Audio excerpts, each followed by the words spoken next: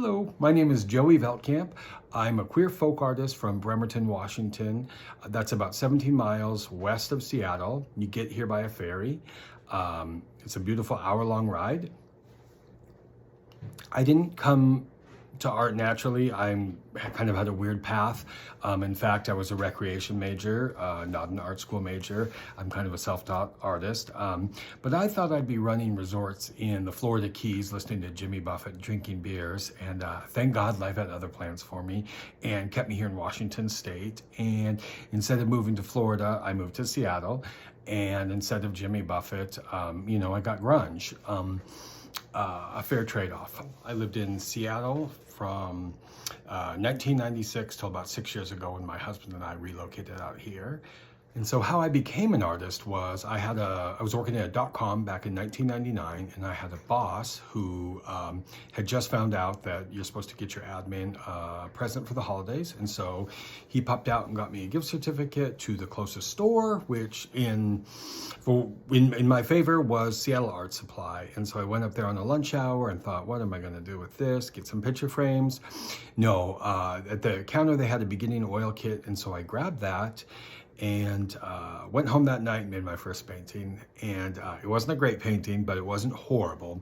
And I made a second painting, and it was almost decent until you found out who it was supposed to be of. And you're like, that's not Elijah Wood, which is just a random picture in a magazine I copied.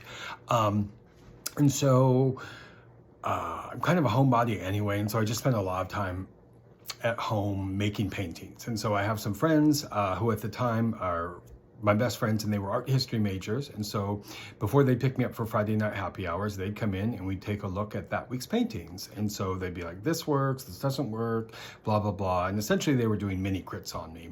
And so after probably about 6 years of doing that, some friends suggested I show at their restaurant. And it was a very nice, fancy restaurant, and it was very generous of them to include my very weird paintings. But I'm very thankful for it. And I did that for several years and just slowly started growing my business and making more paintings and trying to figure it all out since I didn't go to art school. And so I had a perfectly timed midlife crisis near 40.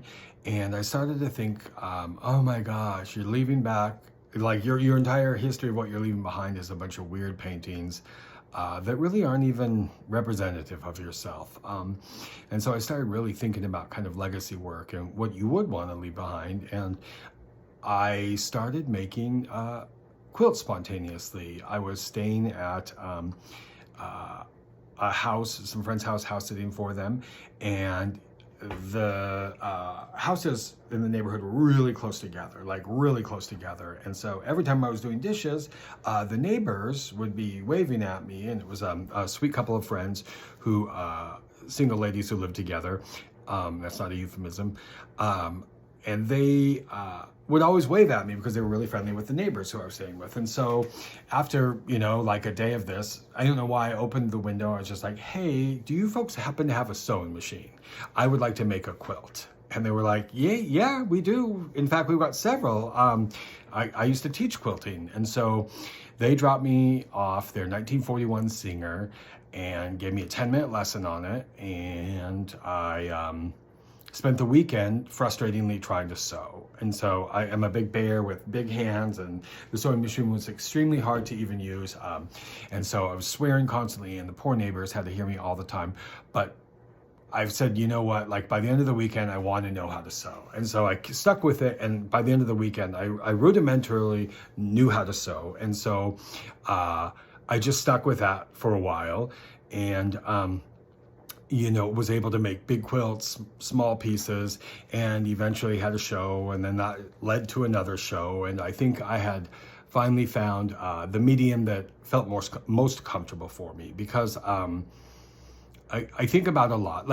So my friend who made this beautiful painting behind me, her name is Susanna Bloom, and one time I was writing a review about her work, and she said, the bummer, I'm paraphrasing her, and she might disagree with this characterization, but she said, no matter what I do, I'll never make a painting that's as good as a Le Tigre song.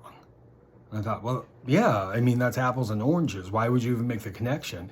And like, I didn't even understand at the time. And like, it just kind of sat in the back of my brain. And I started thinking about that all the time. Like, oh my God, she's right. Like, no matter what I do, I will never make a piece of art that is as influential as, like, I don't know, whatever, like your favorite singer, like in that case, La Tigra. And so I started kind of thinking about, like I read a depressing statistic that the average person spends about 7 seconds looking at a piece of art in a museum or a gallery. And I was wondering if there's any way you can increase that amount of time by either, like doing a familiar subject matter or changing your medium or something like that. Is there a way to draw the viewer in that they want to spend more time? And one of the things I started doing was doing a lot of text work on the quilts, sometimes quotes, sometimes song lyrics, sometimes just my own words, but you do have to spend some more time there and read them. And so eventually I started doing more tricks, like, not tricks, but more things to create engagement, like secret letters. In fact, there's some secret letters in this current show. So one of the scenes I've done is a famous scene in Twin Peaks Fire Walk with Me where David Bowie as Philip Jeffries shows up and they find out he was never there. Like he's in a room talking to everyone and then they leave and there's no physical record of him, there's no camera record of him, and he was never there. And in black letters on black fabric, I've written that he was never here. And so sometimes, talking about that engagement, it's a way to reward the viewer who spends more time with the work. And so if you're looking really closely, you will see not Easter eggs, but you'll see, you just get more from it. Like the more time you spend with the piece, the more you get from it. I think that's kind of like a lesson in life. The more time you spend with something, the more you know it. For this show at Monte Vista Projects, the title of the exhibition is called Tell Your Heart That I'm the One, and that is in quotes because it's a lyric from a Julie Cruz song called Rocking Back Inside My Heart. If you're familiar with Twin Peaks, you're familiar with Julie Cruz probably. She is the singer on a couple songs on the soundtrack and has had a long-time relationship, has had a working relationship with Angelo Badalamenti, who was the Twin Peaks composer and a brilliant composer beyond Twin Peaks. And why I wanted to do that, a lot of times, as I mentioned, I like connections. And so one of the connections I have between David Lynch, obviously, is, there's a Spokane connection, there's a Seattle connection, there's a musical connection, there's all sorts of overlap. And so why Twin Peaks? As previously mentioned, I had went through a prolonged period of depression, and way back in 2010, I had been invited to do a show, and I made a series of papier-mâché owls, and the show title was It Is Happening Again, obviously from Twin Peaks.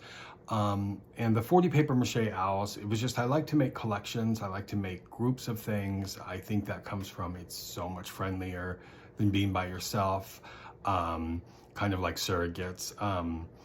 And so that was the first time I did a show about David Lynch. And then a couple of years ago during the pandemic, I did my second show about David Lynch. That one was a little bit about kind of my hometown and us moving to a small town. And that title was Lumberton, Washington, actually Lumberton, Wash, pulled from Blue Velvet.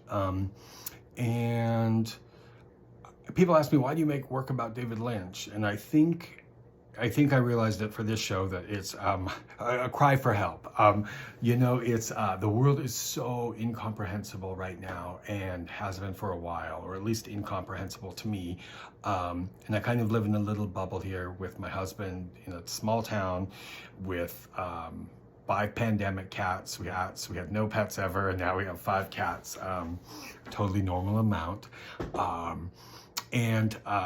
So I think it's I jokingly call it a cry for help. Just that the world is so unexplainable right now that David Lynch's Twin Peaks universe is actually comforting.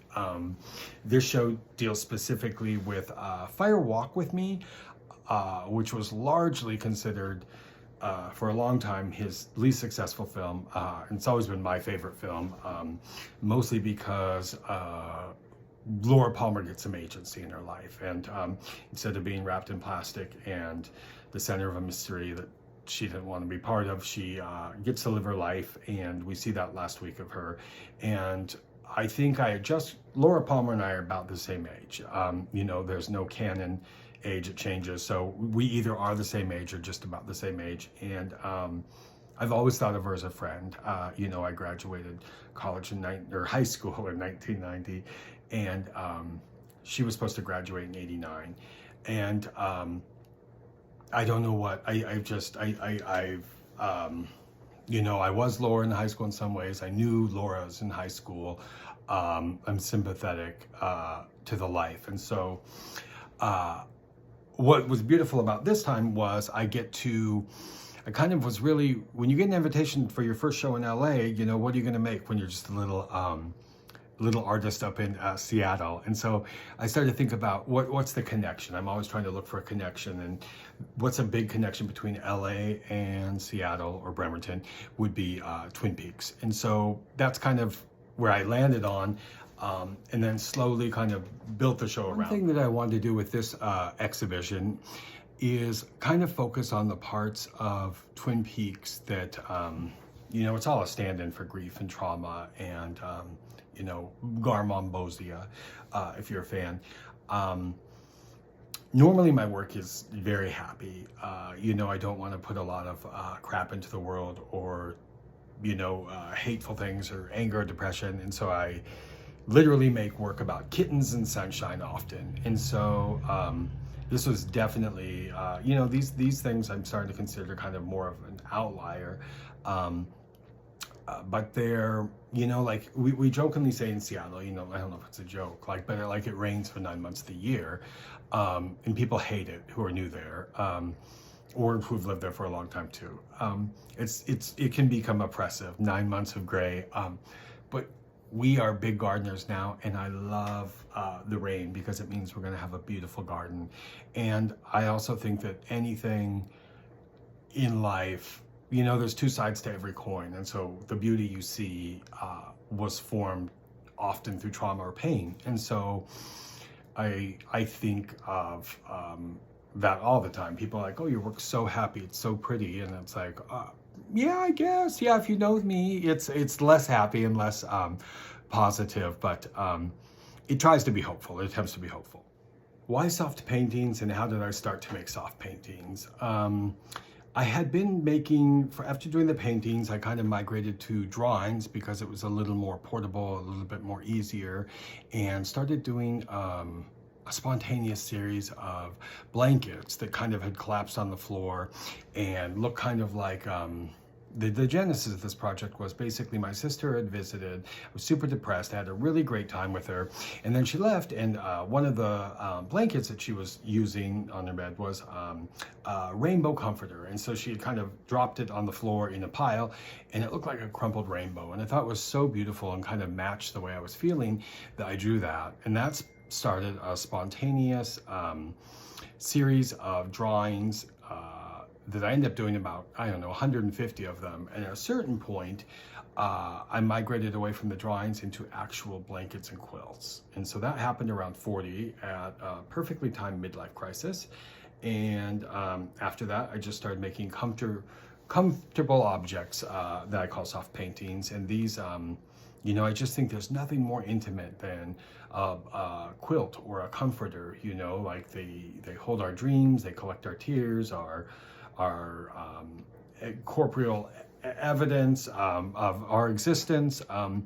You know, people began showing me their baby blankets, and there were these threadbare spider webs. I just thought, like, what a connection people have to this soft form of art. And in hindsight, I came by it pretty naturally. I had three amazing women in my life that were all heavily involved in fiber arts or sewing in their own way, whether they'd admit it or not. My mother was worked full time, but she'd always stop and make me a costume if I needed one last minute on her sewing machine, and she'd be up all night cursing at me and the sewing machine, but she did it. And then her sister owned a yarn and needle art store in Montana in the 70s. And whenever I'd go over there during the summers, I would do macrame and hang out with them, and it was my favorite thing to do. And their mother, my grandmother, was the most amazing embroidery artist I've ever seen. She did beautiful tablecloths, she did beautiful pillowcases, towels, all of it. I've got all of them. And so in hindsight, it was probably a familial love language, and I probably didn't have any option of going into it. You folks have probably had your fill of ums and ands, so I'm going to wind this down, but I just wanted to say a huge thank you to Monte Vista and Jan and Deborah and everyone down there. And thank everyone that's going to see the show or see it online. If you'd like to see images or if you'd like to know more about my work, you can go to www.joeyveltkamp, VELTKA, M as in Mary, P as in Paul.com. Thank you so much for listening. Bye-bye.